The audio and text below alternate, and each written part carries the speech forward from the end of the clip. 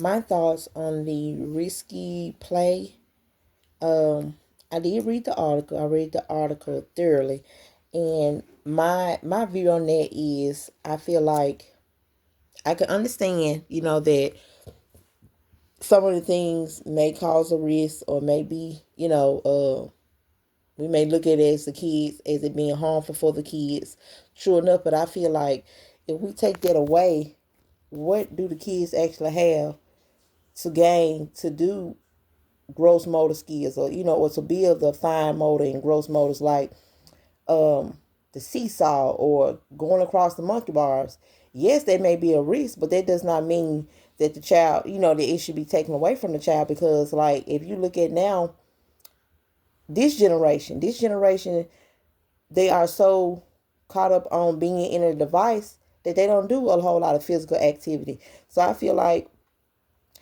don't feel like that some of the things should be taken away. Some of some of the things that they consider as being risky play, I don't think it should be taken away. I just feel like maybe, once we go outside on the playground, you would be more cautious, or you would pay more attention to that child when they're on their part, on that equipment, or when they're doing certain things. Because I feel like if you take away monkey bars, if you take away the seesaw, you take away the kids running around playing freeze tag, what do the kids really don't have anything to gain, anything to learn. Like a lot of kids learn through play.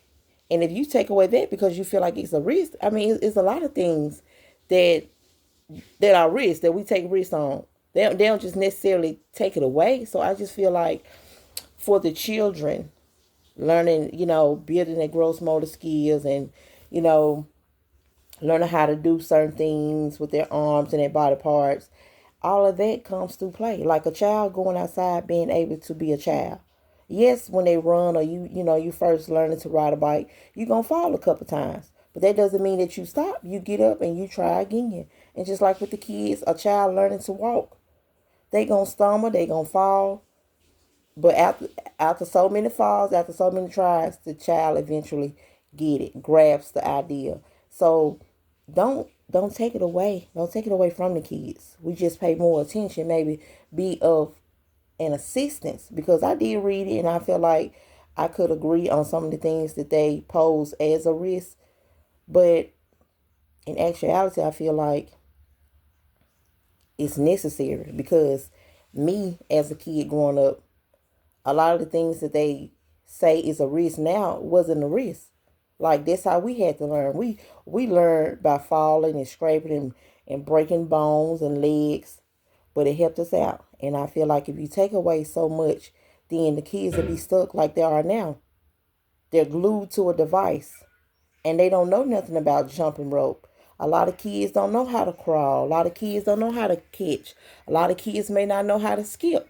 I've seen that firsthand. A lot of our kids don't know how to do some of what we call the basic things that a child should know how to do, like going outside, flipping.